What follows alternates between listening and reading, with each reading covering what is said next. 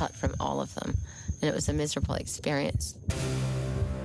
I always, like, stuck out too much and couldn't sort of blend in with everybody else. And that's really what I look for. I look for people who have something special. I'm gonna keep this secret. Do we dig Digo? Can he tap dance for me today? Let's keep him. On tour with an icon, I'm Going to Tell You a Secret, a documentary by Madonna, Thursday at 9 on 4. Basketball is a sports comedy made in America at 5 past midnight. But before that, pray silence for the Confessions of Madonna, here on 4. Time goes by so slowly. She's the biggest selling female artist of all time. She's been a boy toy, a material girl, a disco diva, and a rebel revolutionary. She has reigned over the world of pop and celebrity for over 20 years. She is, of course, Madonna.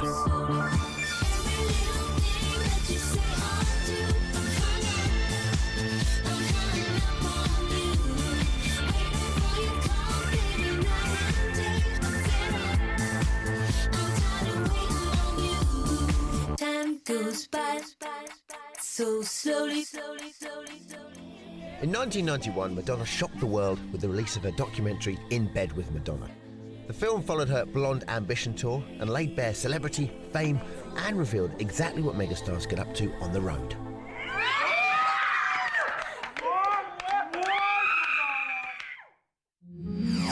"14 years later, she has invited the cameras to follow her again, this time documenting her reinvention tour of 2004. The result, to be aired on Channel 4 on Thursday, is I'm Going to Tell You a Secret, a revealing portrait of Madonna, the musician and celebrity, as well as Madonna, the wife and mother. I just want us all to go out there and take the people in the audience to another place and inspire them to be better versions of the people that they are already. I thank you all, each and every one of you, for being a part of this experience with me. I feel so grateful. I feel so excited. I feel so honored. Let's go out there and have the best time ever tonight. Be safe, and let's shine like the brightest lights. Amen. Amen. Madonna, lovely to meet you. And you. Thank you. I'm going to tell you a secret. I saw it a couple of days ago. I just want, why did you decide to make the film? Well, partially because I wanted to document what it was like to put together a show and my life on the road as a kind of sequel to Truth or Dare, or I think it was called In Bed with Madonna, yeah. Which is a really naff title. Wasn't my idea. I wanted to, it was meant to be a bookend. So partially that was the reason, and kind of to see, you know, me 12 years later, how my life had changed and how my point of views had changed. I mean, that was the original reason. Yeah, because watching it as a fan, you see it, and because to start with, when I put it on, I thought, right, why am I seeing this? This is interesting, you know. I'm in, you know, and then you think, well, you know, like it or not, you're the biggest pop star in the world the last 20 years. So your fans almost, is it almost like they need that update, they need that recap? Well, I can't speak for my fans and as far as what they need, but I thought, like I said, my original idea was to do a kind of a follow-up. But then while I was making it, and when we were editing it, I decided that I didn't want to follow the formula of the first film, which focused mostly on my life, you know, with the show. I wanted to incorporate a lot of other things, because obviously my life has evolved into a lot of other things, and so it became, I started off wanting to tell one story, which is what I always say to people about this film, and then I ended up telling several stories. Let's say I have less ups and downs in my life. I mean, I'm not gonna lie, I had some pretty good times throughout all of my life, but I also was kind of like a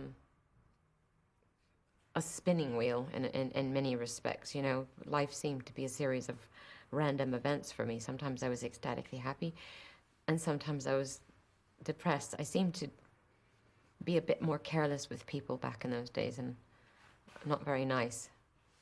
I don't miss being an idiot. Is it difficult to hand over control? Because you seem to be a person that likes control. You like to be in charge, and obviously that's kind of why you're so successful. There is that rumour about me. Yes, it's floating around.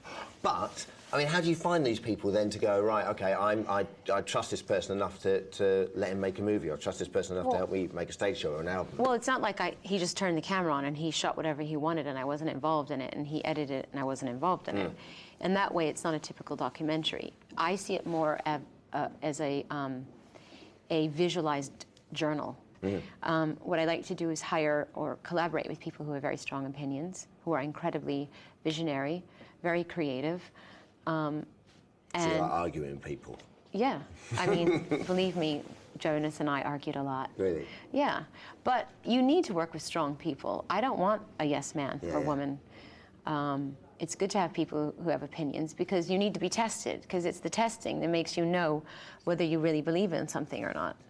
You could say I'm a control freak because I want things done just so, but on the other hand, I always want to work with people who bring something to the picture and help me to see things in another way. And Jonas has a very specific point of view, and so do I, and they're not exactly the same, which is a good thing. I think the nicest thing when I watched it, well, we'll get onto the kids and stuff later on, because they steal the show. They do. The nicest thing when I watched it is you seem quite vulnerable in it, and Don't I seem quite vulnerable now? No.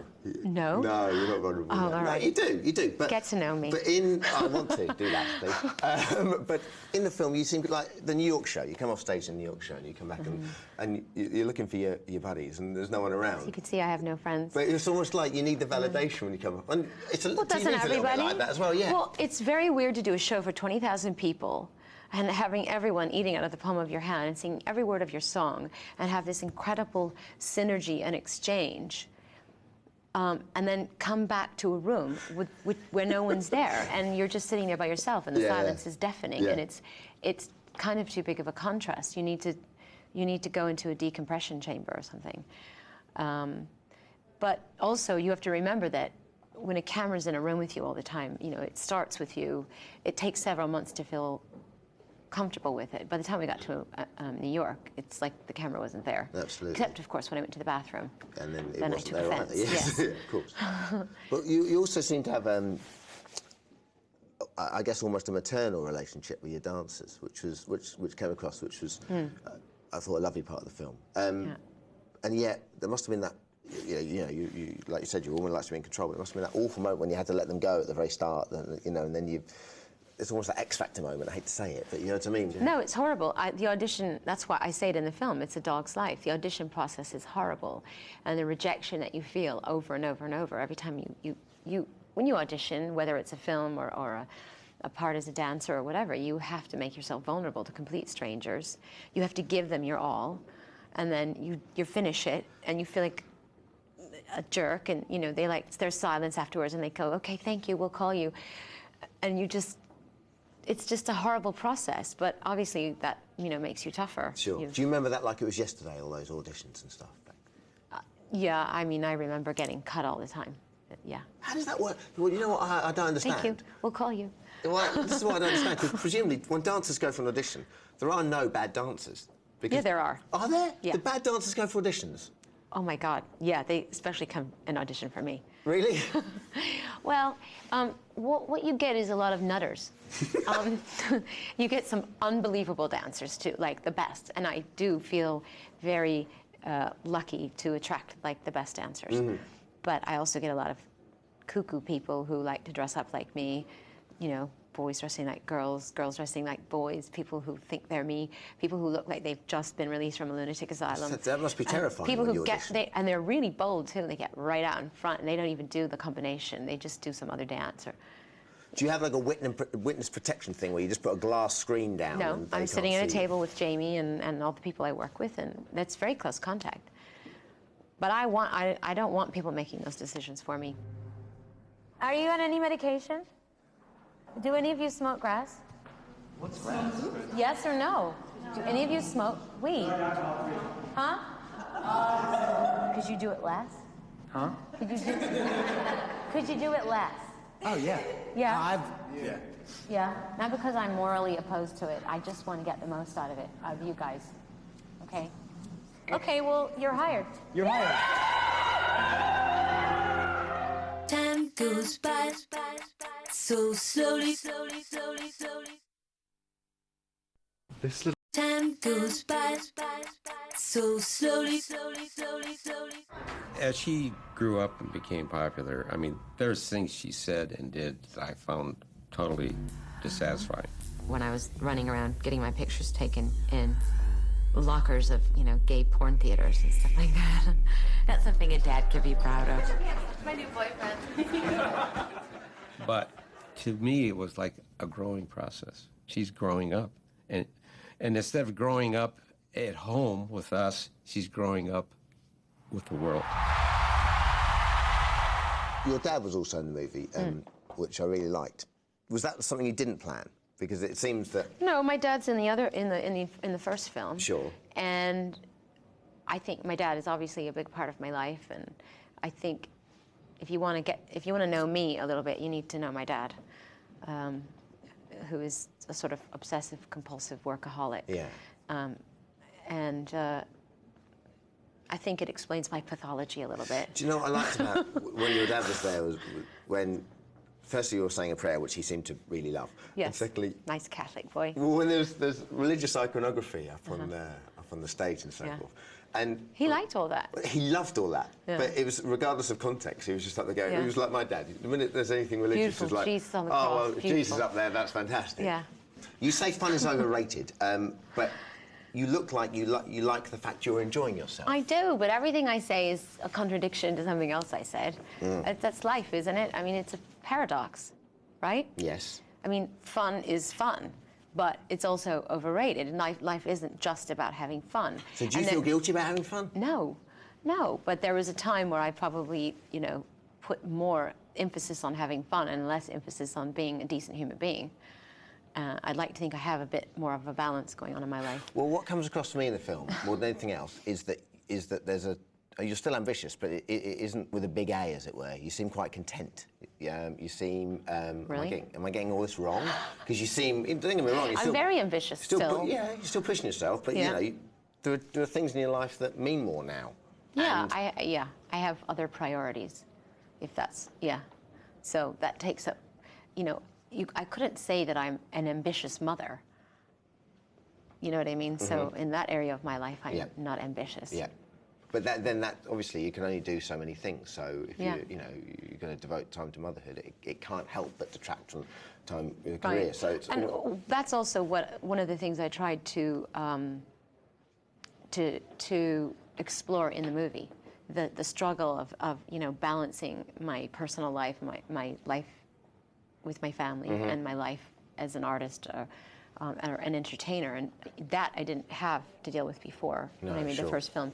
And I thought that people could relate to that, because I know anybody who has a family and a full-time job is constantly being pulled from both sides. Yeah.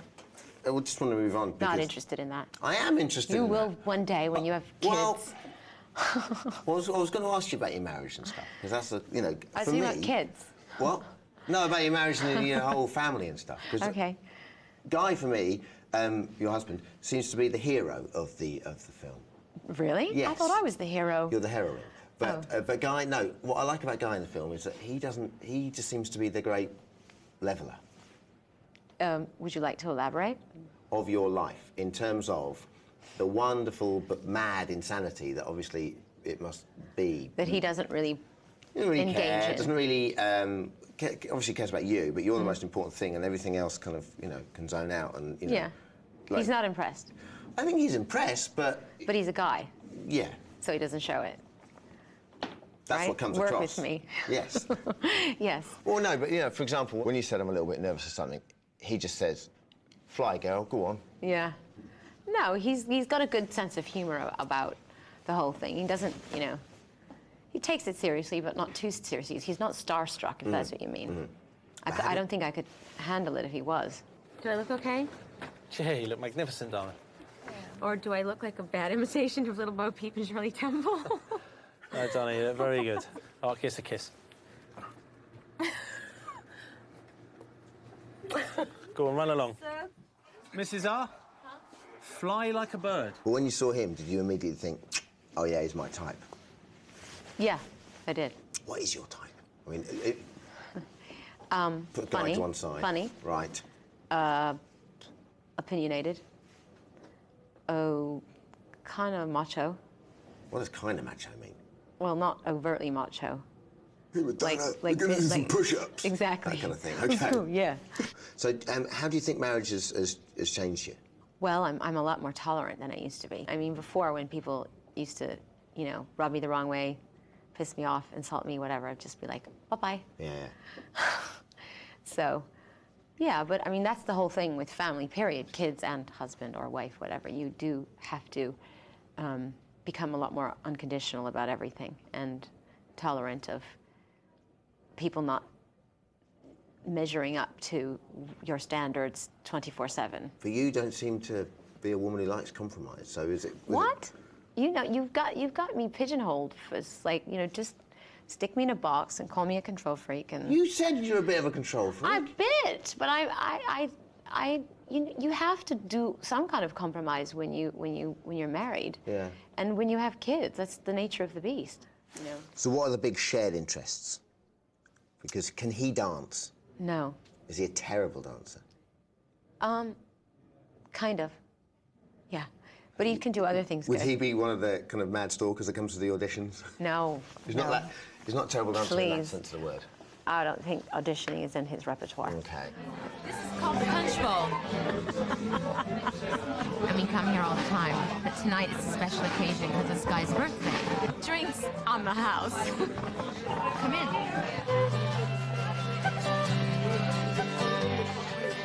I'm gonna pull a pint for you. Is it okay? Please, Mrs. Ritchie, you get in there and pour me a pint. George Best, that's what I'm drinking. It's not George Best, darling, it's Courage Best. You don't mind if there's a lot of foam, do you? Yes, I do. I care a lot about the foam. There you are, love. It's a perfect pint. Thank you very much, darling. Penny my hair's from Spans. And she's Greg the farmer's daughter. Yeah, that's it. And the sergeant and the private and the drummer boy too, but they didn't get a chance with Riley's daughter. Giddy-yi-yay, giddy-yi-yay, giddy-yi-yay to the one-eyed Riley. Do you know how many times I've heard these songs? And what about Irish songs? Because He likes Irish songs more than me. I hope you're not insulted. Slightly. Well, I do. Some of them are amazing. Can but you it's sing just me that one? No, Why not? I'm not doing that singing thing again. Okay, I already made a fool was out of lovely. myself. Thanks. I prepare one for you. People can, if they want to hear some Irish folk songs being sung, they can see my movie. That's harsh. Sorry. Or I can. Do you want to? I see you're gagging to sing one for me. No. No, you sure? I do, but only if you want me to, and I don't think you want me to. I absolutely insist that you sing me an Irish folk song. Okay. Yeah. Is this laced with anything? This is a Belfast song. Okay. Not where I'm from. Is it political? No, it's not actually. It's beautiful. Okay. It's just it's a love song. I'll just sing you a very short verse of it. Her eyes, they shone like diamonds. What are you doing? What are you shaking your head for? Not that one. Do you know that one? Yes. The Black Velvet Band. It's beautiful. That guy sings that relentlessly. I'm sorry. You'd rather I sang something else. I was hoping you were going to sing Danny Boy. That's my favorite Irish folk song. And when you come, and all the flowers are dying, and I am dead, as dead I well may be, you'll come and find the place where I am lying, and you shall say an Ave there for me, and I shall hear your soft foot tread above me, and on my grave you murmur sweet happy. And bending low, I tell you that you love me, and I shall sleep in peace until you come to me. We've only got an hour left. Good. So you killed a whole bunch of time. I know, I'm sorry, I'm so sorry. Halfway through, this is actually quite a long verse. I'm very impressed. You have a nice voice. I'm all right, but I think I've got about 2 notes, and I've got no range whatsoever. There was more than 2 notes you just sang. Do you think? Yeah. It's wonderful. Very good. But Impressive. so do you still go to pubs with Guy and stuff? Does that yes. often happen, or is that an occasional Not lately, thing? because I've been working a lot, and I don't drink when I'm performing. That's tough, isn't it? Yeah. Because I imagine, the one... Which is why, in the scene in the film... You look like I'm in you're the pub gagging and for a I'm- drink, yeah. Yeah, but I had shows to do, and if it's a night before a show, I don't like to be in smoke-filled environments, and I That's can't fair drink. So... But the thing is, though, I mean, and it's rare that I feel I've worked a hard day, but when you've worked a hard day and you come home, there is nothing like, you know what, I'm just going to have a drink before I go to bed. It's lovely. And Nice glass of wine. And you still can't do that when you're on tour? Not the night before I sing. Really? Yeah. What, I mean, do you... It dehydrates me. And is water, irrespective of what sort of water it is it always room temperature? Because like a Yes. couple of years ago, everyone was laughing at that, but now it makes perfect sense, right? Yeah. Okay, brilliant. Yeah. So... Sorry to get all excited. Yeah, about water. About water. I want to talk about your kids, because if Guy's the hero, then your kids, for me, steal the show. And there's a wonderful moment where you're telling jokes to your producers and your dancers, and it's going down quite well.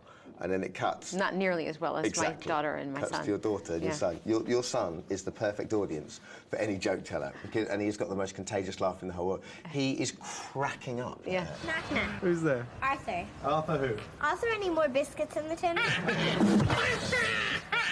Waiter, this coffee tastes like earth. That's because it was ground yesterday. Knock, knock. Who's there? Justin. Justin who? Justin, time for the party. Who's there? Wilma. Wilma who? Wilma, lunch be ready soon? Do they get on that well all the time? No. Because there's about 3 years they're between usually them, isn't there? bashing each other's heads in. Yeah.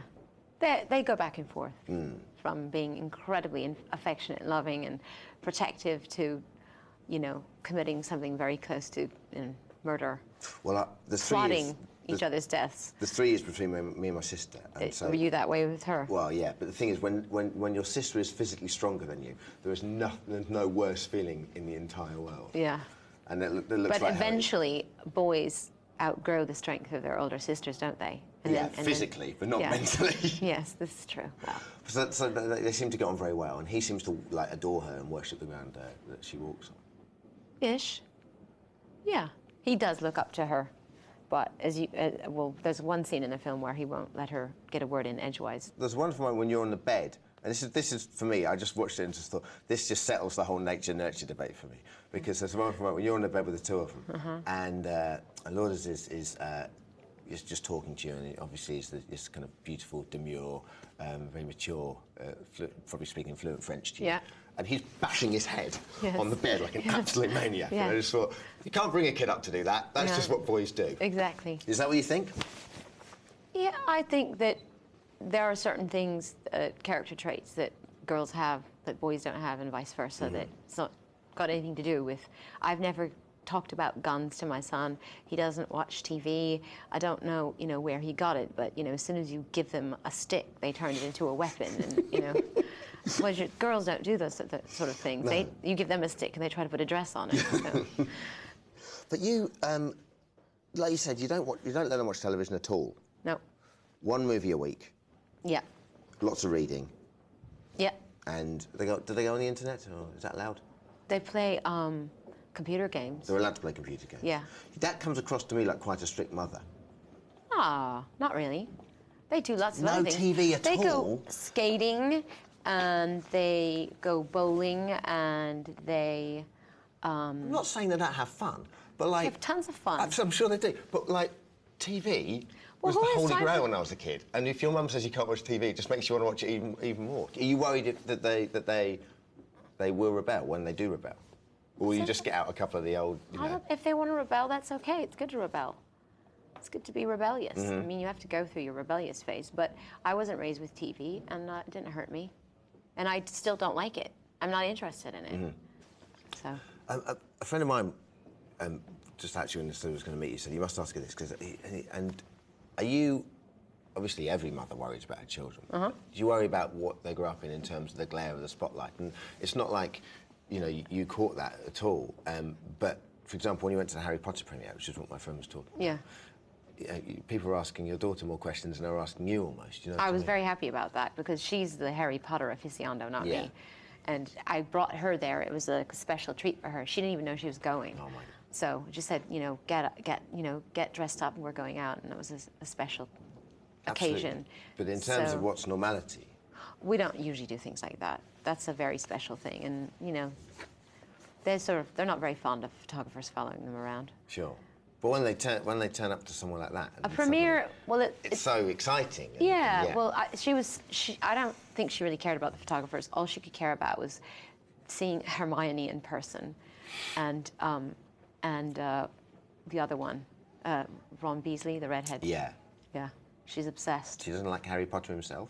She does, but she's particularly taken with those two. And in the middle of the movie, she had to go to the bathroom, and when she went into the bathroom, Hermione was in there washing her hands. Oh my God. And her jaw hit the ground. Do either of them, and I'm banking it's probably her, have any musical talent? Musical talent? Yeah. Absolutely. They're both very musical, but her definitely. I can see him being a drummer.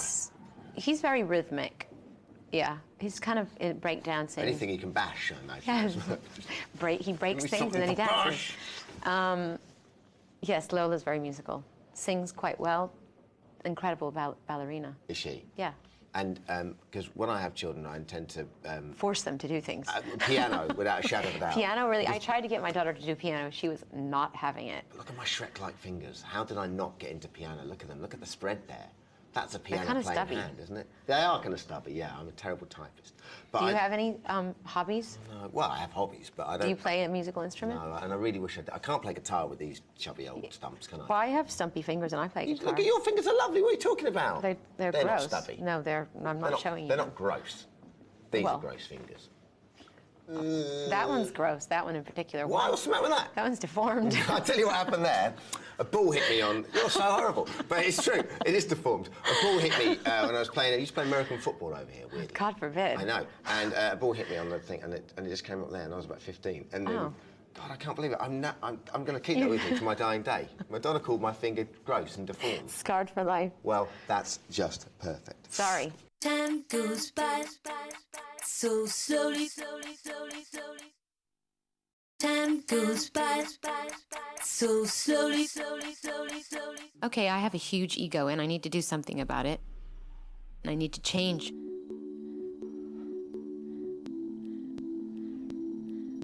And how can I change? The only way I can change is to constantly work at it. Work at it, work at it, work at it, work at it. And I need to change. I need to change. And how can I change? And how can I change? Knowing is the beginning. Knowing more and learning more and achieving more. The minute you stop wanting to know more, that's when you stop growing, and that's when you die, and that's when I need to change. That's when you're nothing. So I know you don't want to talk about Kabbalah, and I don't particularly want to talk about it. I didn't want to talk about it. You rolled your eyes, so I thought, oh, I better get through this quite quickly. No, it's okay. I'm cool with it. Let's just say I'm an alien and I come down from space. Just explain to me... Then you'd be a Scientologist. Yeah. I'm sorry, why did I say that? Please, go and explain Scientology to me, because we'll be here all day. But I don't know anything about it. That's the thing. I just know that they believe that we were all once aliens. Yeah. Yeah. So don't explain that to me. I don't know anything about it. Just explain Kabbalah to me, please. Just very, very briefly, and the broad strokes of it. Because it seems to be broad strokes. Well, no, I mean, you could explain it on lots of different levels. You could talk about it in a practical sense, or you could talk about it in a deeply cerebral, analytical context. Mm-hmm. So there's a lot of different ways to say it. It's a belief system, or it's a philosophy, and it's several thousand years old. A lot of people confuse it with Judaism because there are a lot of rituals involved with the study of Kabbalah that are similar to Judaism, which is, one is studying the Torah, for instance. But the difference is that from a strictly religious point of view, if you read the Torah, you just read it literally. You know, Adam and Eve in the Garden of Eden. Yeah. There's an apple, there's a snake. You know the old story. But all the stories from a Kabbalistic point of view in the Old Testament are metaphors. And there's a mystical interpretation of it. So if you study Kabbalah, you study a text called the Zohar. I mean, it's not a religion. It's not a group that excludes other religious thinking. So you could be Catholic and Kabbalah sure. at the same Well, I am. time. I mean, essentially, I was raised a Catholic, and I still go to church every once in a while, and I feel quite comfortable there. But for me, it's much more intellectual, and it deals much more with science and the whole theory of evolution. And you know, a thinking person reads the book, reads the story about Adam and Eve, and goes, "Oh, come on, that's not really how the world was created in 7 days." And you know, what about, you know, Cro-Magnon and Neanderthals and all of that? So it allows you to bring those two worlds together, the world of spirituality and the world of science, and they can live without conflicting with one another together. And was it important in the film to get a little bit of it across? Yeah, obviously it's influenced me a lot. And if I left it out, then that really wouldn't be a documentary about my life, would it? So, and I do think there are some very simple, basic concepts that I think anybody could relate to, whether you believed in God or not. Sure. I read my prayers, I read my Zohar, and then... Gone with the Wind? Then I read Gone with the Wind, yes. That's how I get to sleep. I always read fiction, because that takes me out of the world that I'm in. But I always read the Zohar, which can also be very soothing. It's a kind of decoding of the Torah or the Old Testament. So if you want to read things literally, you read the Old Testament. And if you want to understand the hidden meanings of the Torah, you read the Zohar. I want to go on to the new album. Okay. Return to the Dance Floor. Yes. And is that, you know, has it been something that's sort of been hankering you for a while? You just thought, yeah, I want to get back to disco. Yeah, I mean, I think that I made the record as a kind of antidote to the seriousness of making my film, if you want to know the truth. And also, I haven't really focused on dance music for a long time. So it was a combination of yearning for that simplicity and yearning for a bit of levity and joy. And it's fun, isn't it? Yeah, it is. I saw you live a couple of days ago, and it's a fun show. And yeah, it's just, you know, it's fun music. It's fun to perform, and you know, you don't have to take it too seriously, and it's liberating for me. So I like it. Reminds me of Flashdance. Does it? Yeah. Yeah. You like that? Oh, that's a good thing. She's a maniac. That's always a good thing. Do you still go clubbing? Well, I have parties, and I dance ferociously. Is that the same After thing? several cocktails, does that qualify? I think it does. But are these... To go out to a club now can't is do that, slightly can you? problematic. So what I do is I have my own clubs. It's fantastic. Yeah, just invite all your friends, hire a DJ, drink copious amounts of alcohol, and dance till, you know, dawn.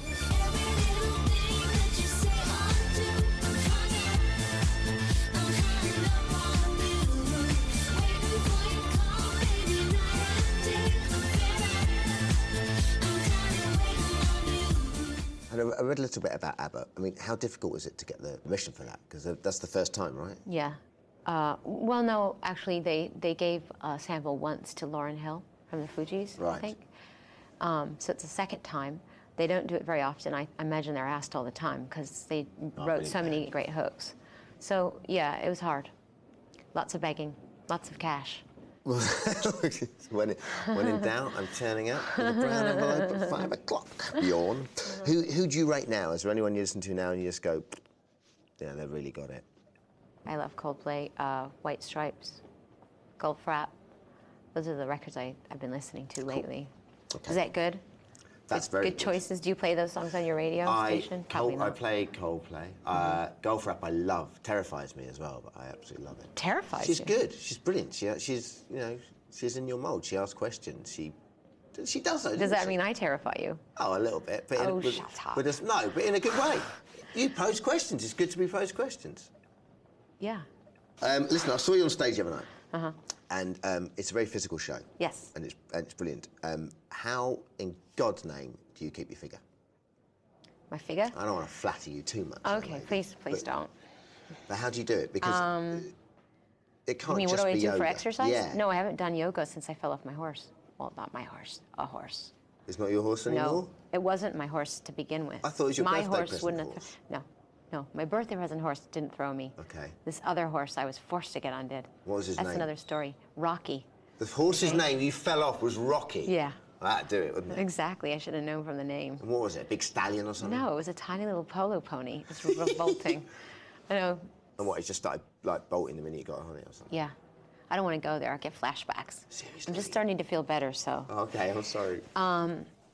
So yoga, well, I used to do a lot of yoga, but I haven't done it because I can't. I mean, my shoulder's still a bit stiff. It's not that exciting, really. It's not exciting, but you I do Pilates. Isn't that yoga? Pilates? Yeah. Look, Where are you're you looking at a from? guy. I can't touch my toes. You're looking at a guy. I've got no Well, flexibility go on, let me whatsoever. see. Don't, because I've got a dicky back as well. Dicky back. I don't like the idea of my laces showing. See, that's killing me. Yeah, but all guys are stiff. I know, but I don't want to be stiff. Put your head down. No, I mean, oh yeah. Ah, what are you doing? Jeez, Madonna. But you must like the fact that you look great. Right. I'm not going there. Right, no. Let me justify this. I'm happy that I'm not a fat slob, if that's what you're asking. Yeah, but let me justify it. I worked hard for it. Exactly. So how do you work? What do you do? Do you go into the gym? Do you go running? No, not too much. Chase Rocky the horse? I walk uphill on a treadmill and I do Pilates. That's really the mainstay of my workout right now. And how many times a day or how many times a week, like, do you have to do that? Every day of the week I do something.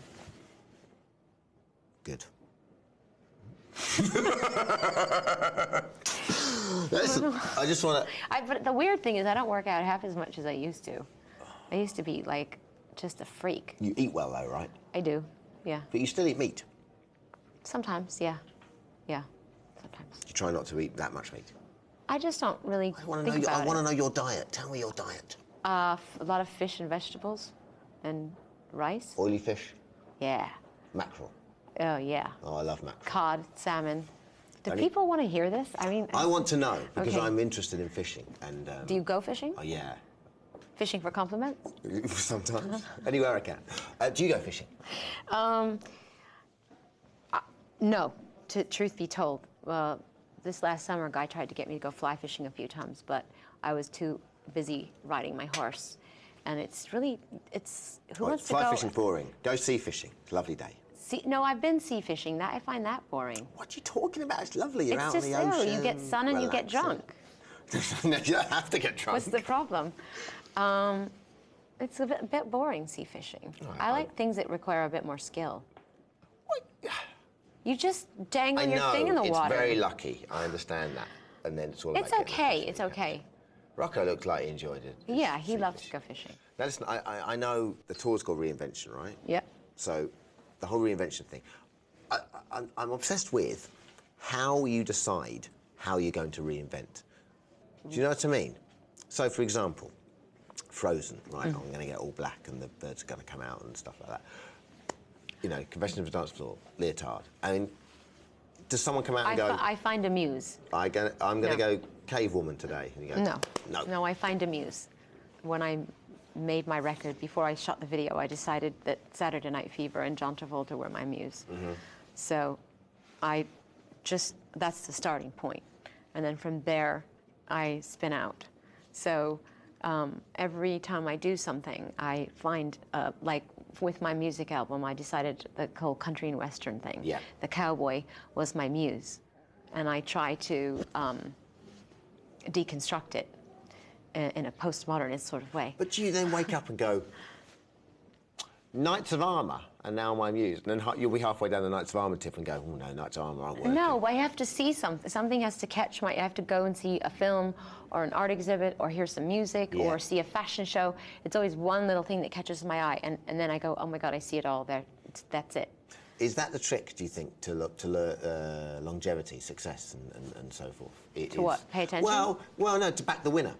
To just think, yeah, I think that cowboy thing's going to work, and I think I can do something. But how would I know that that's a winner? No, you have to just find something, and you have to believe in it. You have to go for it. It's partially instinct, and it's partially confidence. But you must look back sometimes and go, what was I thinking? No, well, I do that. Do you? Sure. What's the one moment? I'm not telling. Why not? Because I'm not telling. Why? Because I don't want to give all my cards away. All right. Let's talk about the positive side of that. What's the second from Worst Moment now? This interview. What's your... you cow. What's the... all right, when you look back, and you've had such a sort of varied and checkered career. I was going to say checkered, and then I realised, hang on a second, that's not right. Well, you've had such a remarkable career and such a sustained career. Do you look back, or is it always constantly looking forward? I do both. I don't look back too much. I don't like to look back too much. So when you get an award or something, does it go straight in a cupboard, or? Yeah. You don't like to contemplate and so forth. What are you looking at me like that for? Contemplate an award. Well, you get an award, or you go platinum or whatever, and you get your disc, and you know. Oh, we have a moment of feeling proud and, Yeah. and grateful, and but it's not.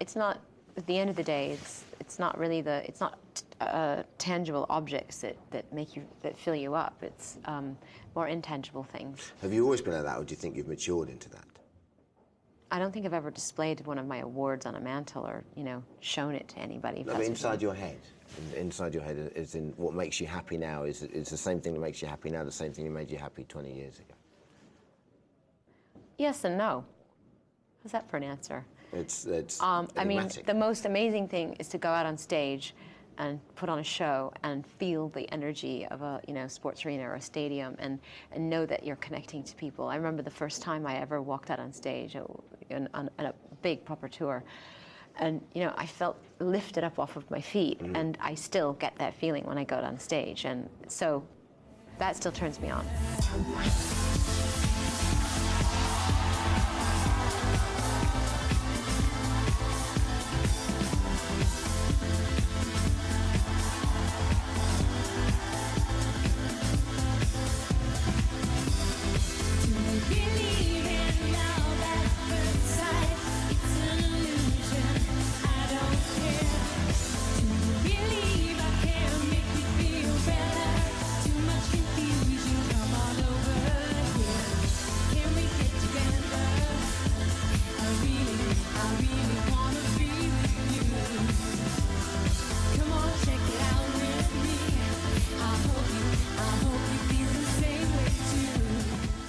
Goes by so slowly.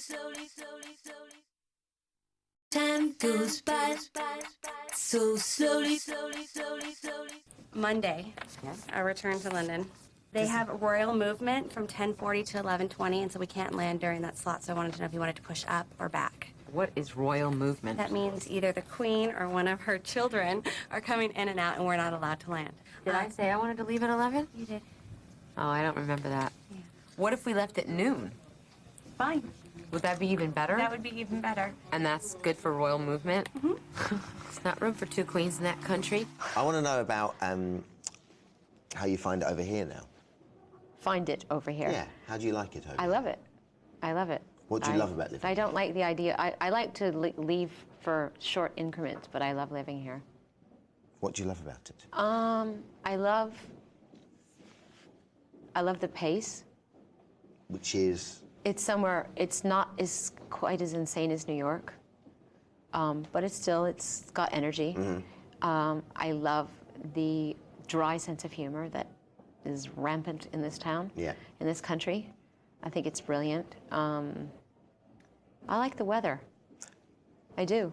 I like gray and rainy, and actually it's not been gray and rainy enough. Seasons. I'm kind of complaining about that. Do you like seasons? I do. Yeah. Yeah. I think that's what's great over here. I love the countryside. Countryside's amazing here. Because you have, obviously, a place in Wiltshire, right? Yeah, it's right on the border of Wiltshire and Dorset. Do you like the combination of the both? Living Yes, in town I and being love out? living in town and then having that weekend getaway thing, whatever. And I think very much like the British people very much see you as kind of one of us now. Do they? Yeah. Well, that's nice. I'm chuffed, as they say in your country. But It's my country now. Well, this is the thing. I think if someone told me I was interviewing you 5 years ago, I'd probably be, not that you're not an easy interview, because, you're tough, but I think 5 years ago I'd probably be more nervous than I am now. And obviously I've never met you before, but... Well, maybe I understand Britishness better.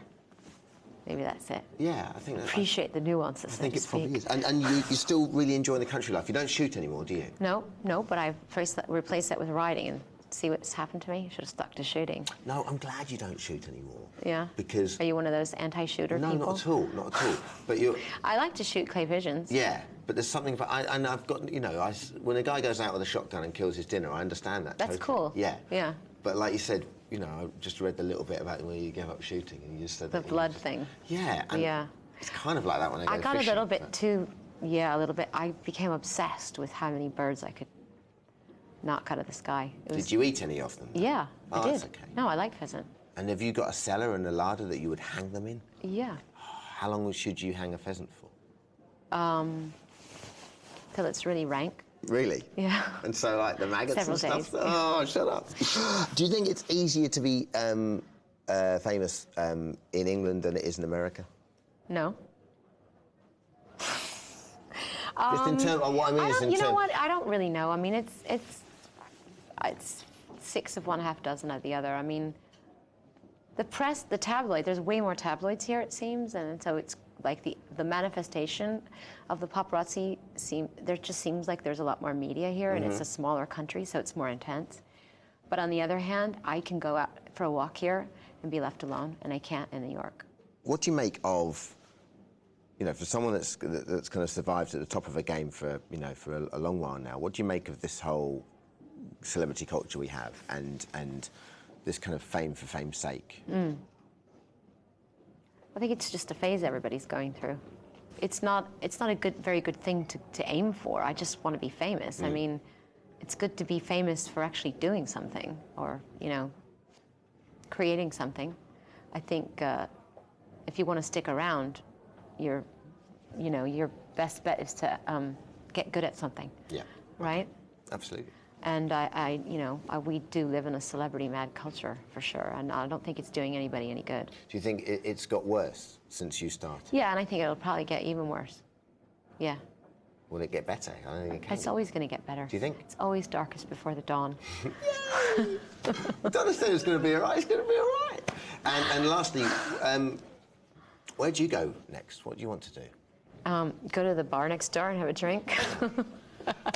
Care to join with me? Or on your own? One for my baby, on one my for own, yeah. I love sitting at a bar by myself. It's my favorite thing to do.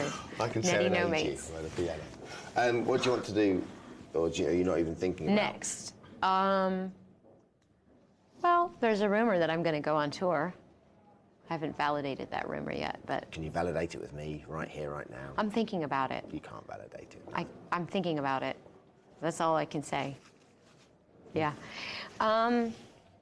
What else do I want to do? And what about in a few years' time? Because, I mean, touring is a very difficult, physical, hard job to do, I would love to direct a film.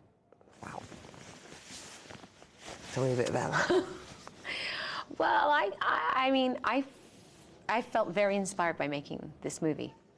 And I learned a lot about filmmaking and storytelling. And I would like to do it on my own next time. Not about me. Fiction, like a Not necessarily fiction. Truth is stranger than fiction. So, and there's a sound bite for you. Yeah. So, yeah, I like true stories, actually. I prefer them. Okay.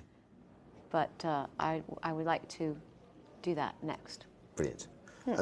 I've really enjoyed meeting you. Have you? Yeah. Not just saying that? I'm not just saying it, no. Okay. I wouldn't say it if I didn't mean it. Oh, okay. I'd just go, thank you very much, very nice to meet you. But I really enjoyed having a chat with you, and thank you very much for giving me an hour of your time. My pleasure. Appreciate it. Thank you very much. Oh, yes. Both cheeks. I'm a Brit now. Get dramatically lost with Channel 4, Wednesday at 10. Coming next tonight, the creators of South Park have invented a new sport with lots of rude rules. Basketball, our late-night movie, is on the way.